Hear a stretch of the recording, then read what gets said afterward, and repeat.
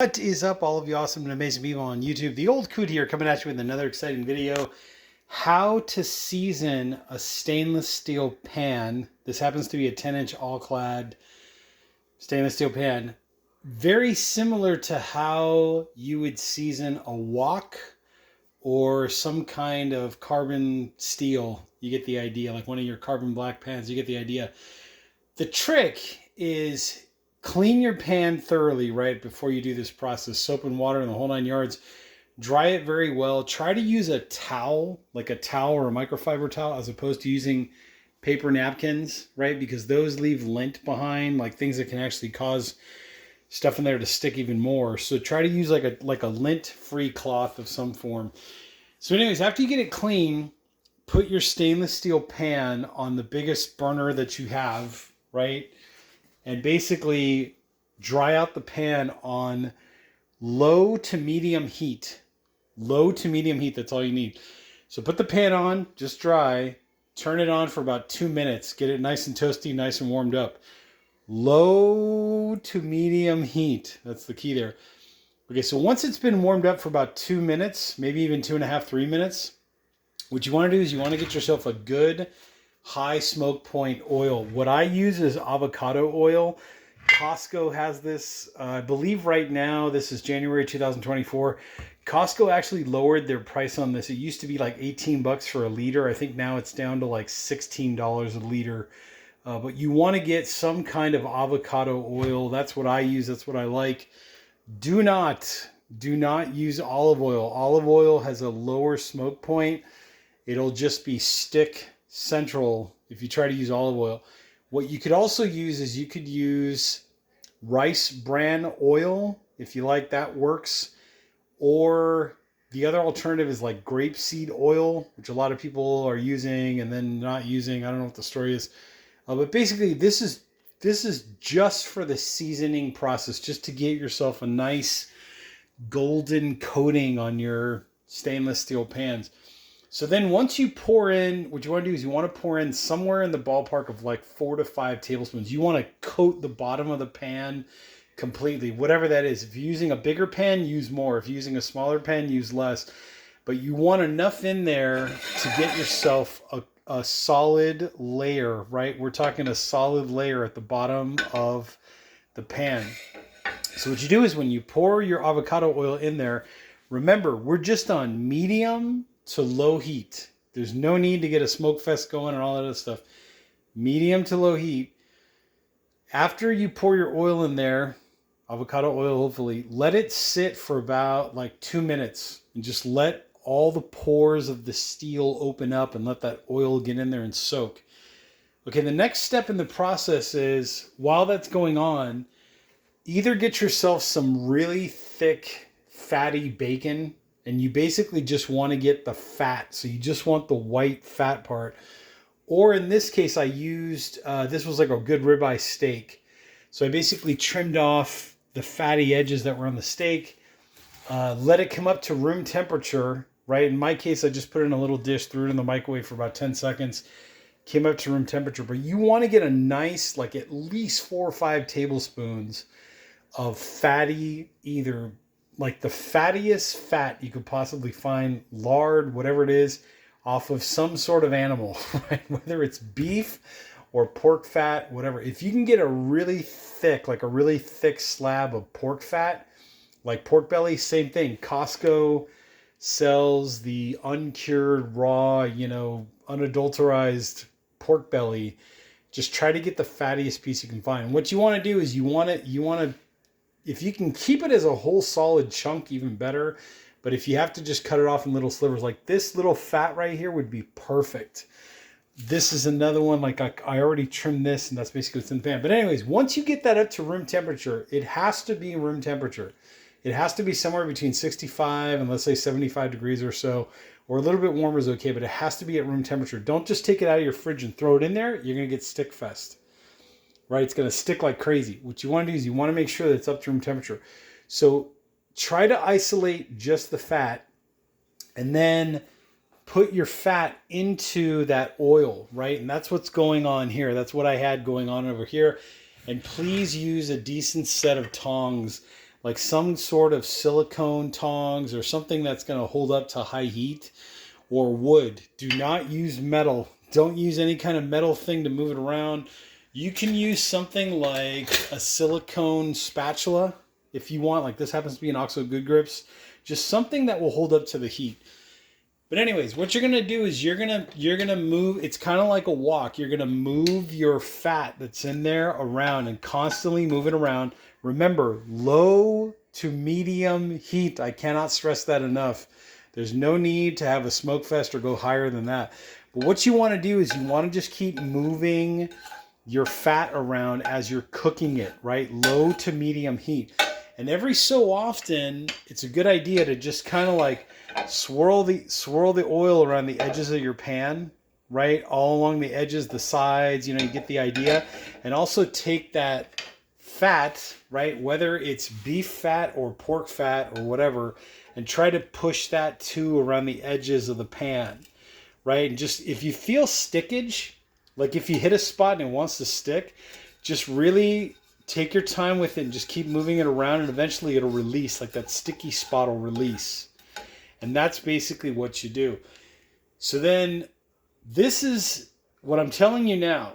This is the secret. This is what most Asian restaurants that use woks do as like nearly the last step in the process to season their woks when they first buy them. Or if they've had to like nuke their wok down to bare metal again and then have to kind of re-season it. This step is what everybody's missing in every other video that I've ever seen, is you have to put a nice, solid, thick layer. Like we're talking like at least 1/8 of an inch, if not 1/4 of an inch layer of oil in there. I mean, look at how much avocado oil is in there, right? That's at least like 1/4 of a cup, 4 or 5 tablespoons, probably even a little bit more, enough to coat the bottom of the pan. And then that frying of the pork fat, or in my case, it was beef fat, just the fat. You don't want the fat, and just the fat. That's what you want in there. You don't want any kind of protein or meat or anything. It's just the fat. You basically want to do that for about, I'd say the longer you can do it, the better. 5 minutes, 10 minutes, the longer you can do it, the better. But just constantly move around your stuff. There's no need to be like a Iron Chef with this, pun intended, but just kind of just keep it moving around, right? And keep in mind, this is going to be extremely hot. Like even though it's at low to medium heat, you just want to be somewhere right in the middle of low to medium heat. Try to cook it for 5 to 10 minutes if you can. Once you reach the point where you're kind of here, right? Your fat hasn't quite burned yet. It's kind of getting like caramel brown, maybe even like a darker brown. That's when it's time to shut off the heat, right? So turn off your gas and just let it sit. And while it's cooling down, this will probably take about another 5 to 10 minutes to cool down. While it's cooling down, try to hit the edges. Like just take your pan, I'm holding my pan in one hand. Try to get your edges and just try to do this and just try to make sure you're getting all the corners and the edges, etc. And just make sure that you're keeping everything moving around that pan. And basically the goal here is you want to let this come back down to room temperature naturally. There's no need to like blow on it or like move it off there's no need to move it off the burner. Basically you want to let this come back down to room temperature between 65 to let's say 80 degrees Fahrenheit, somewhere in that range. Let it come back to room temperature, which should take about 5 to 10 minutes. And then once it does that, then what you want to do is you want to pour all this off. Right? Pour all this off. I have like a old, Nutricost container here filled with paper towels. But once it comes back down to room temperature, you'll see it. It'll start to like slowly start to coagulate, right? The oil's going to start turning more opaque as opposed to translucent, right? It's going to turn whitish. Once it starts turning, like there's a hint of whiteness, right? That you're starting to see in your oil. And you notice that the whole thing feels like it's about room temperature, then you can pour everything off and you're going to throw that away. Don't try to eat out of there or use that because the oil has been brought up to, basically near smoking at low to medium heat, remember, but you don't want to eat out of that. So what you want to do is you want to pour everything off And then again, using some form of lint-free towel if you can. Try not to use paper towels because it'll leave particles behind that will cause sticking. Use some kind of lint-free towel and just basically wipe out the whole pan completely dry. Or you could let it sit overnight. You know, try to pour out as much as you can, right? Just on its own. Like try to pour out as much of that oil and that cooked, right, pork fat or beef fat. Pour out as much as you can. Kind of give the pan like a little swirl. Try to pour out a little bit more. And then just let it sit overnight. That's actually the ideal. If you can let it sit overnight, then the next morning you're ready to cook with it. What I would do the next morning is, remember, non-stick doesn't mean that you just throw something in there. It's going to be non-stick. I always use some form of fat, whether it's avocado oil to cook or whether it's straight up butter to cook, right? Salted butter, unsalted butter, whatever. Yeah, I always try to use some kind of oil to cook with. Unfortunately, doing this means that you can never use olive oil in this pan. If you try to put olive oil in here, boom, you're going to get stickage and you're done. Your eggs are going to everything's going to stick. And you have to repeat the whole process all over again. So from this point forward, if you do this process, you're going to have to use some kind of high smoke point oil, which is, in my case, I think the best is avocado oil. I would try to use avocado oil made from like one source. So what does that mean? When you look on the back of the label, see how it says product of Mexico? It's Mexico and only Mexico. If you start seeing product of Mexico, Spain, you know, another country, whatever, you know that there's probably some tainting going on here. You're not getting the purest form that you can get. So try to get where it says product of Mexico right there. Make sure it's just coming from one country. And that's how you know you're getting a more, let's say, pure form of avocado oil. But from this point forward, in this pan, I'm not saying not to use olive oil ever again for the rest of your life. I'm just saying in this pan that I've seasoned, I've done all this hard work to get to this point. From this point forward, all I'm going to use is avocado oil, right? So now let's say we're at tomorrow, right? We're a day later and you've let your remaining oil in there just sit in there. What I would do is wipe it out, right? Using a lint-free cloth. So this is now you're actually going to cook in here, right? This is a day later. Clean whatever you can out of that pan with the lint-free cloth. Then what you want to do is bring your pan up to temperature, right? So medium to low heat. More on the lower side than the medium side. But basically medium to low heat. Bring the pan up to temperature. 2 minutes, 3 minutes, something like that is usually about what it should take. Pour in about a tablespoon of avocado oil. Swirl that around, you know, for a good maybe 10 seconds or so. And then you can cook whatever it is you want to cook. Some other tips to help keep this non-stick is whatever you plan on putting in here, whether you're going to cook eggs or you're going to cook chicken or you're going to cook vegetables or whatever, try to have your vegetables at room temperature when you put them in the pan. That's a big key thing is if you try to heat up the pan, right, 2 to 3 minutes on medium low heat, then you put in your oil, right, and then you throw in a cold egg and you think it's going to be non-stick, boom, it's going to stick like crazy, you're done. So you always want to put whatever you're going to cook in here, bring it up to room temperature first. I know it's a process, right? Time is basically on your side though. Like if you follow the rules, you'll have a non-stick pan.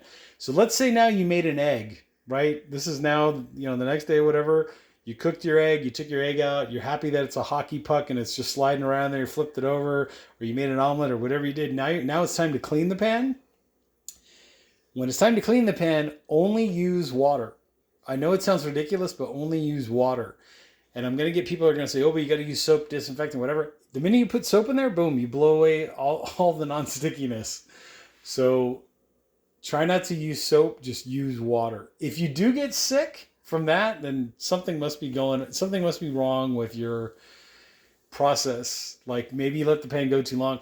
I mean, most Asian restaurants that use woks, they hardly ever wash their wok. Like literally, they wash them with water, but they don't use soap. And it's just that high heat and that constant use that constantly gets them going. If you think you're going to be doing this and then letting your pan sit for like 2 months before you ever use it again, then yes, I would wash it with soap and water. And guess what? You got to repeat the whole process all over again. So yes, it's a process, but if you want stainless steel to be non-stick in the same way that a wok or a carbon steel pan or skillet is, It's a process to get to that point of non-stickiness, and it's a process to maintain it. It's always about use your pan, use some kind of oil, right? A lot of Asian restaurants will use peanut oil because it's cheap, but it has a high smoke point, so they'll use that, or some kind of vegetable oil or whatever they use. They use it, then they rinse it with water, and then basically put it back on the heat, which is what you should do. So after you rinse out your pan with water, right, and like maybe just the mildest soft side of a sponge that you can, put it back on the heat for about 2 to 3 minutes. Make sure the water completely dries out. And then if you want, you can put a light coating, maybe like a teaspoon, not a tablespoon, but like a teaspoon of your avocado oil again, and then set your pan aside and let it wait for the next day. Like I said, most people that do this process, you're using your pan every single day. Like whether you're using it just to make eggs or whether you're using it, you know, to make breakfast, lunch, and dinner or whatever. If you're constantly using it, after you're done using it with each use, if you rinse it out with water, put it back on the heat for 2 minutes so all the water dries out, put a coat of, you know, one teaspoon of avocado oil or whatever, you should be fine. Like I said, if you ever want to put olive oil in here, you're done. There goes the non-stickiness. Anyways, if you do like what you're seeing, all 17 minutes of this video, hit the like button, hit the subscribe button down there below. I will put links to the pan down in the description section. I'm the Old Coot, and I will catch you all on the next exciting video. If you have any questions, put them in the comment section, but I think I pretty much answered most of the questions that most people would have asked anyway. Okay, bye.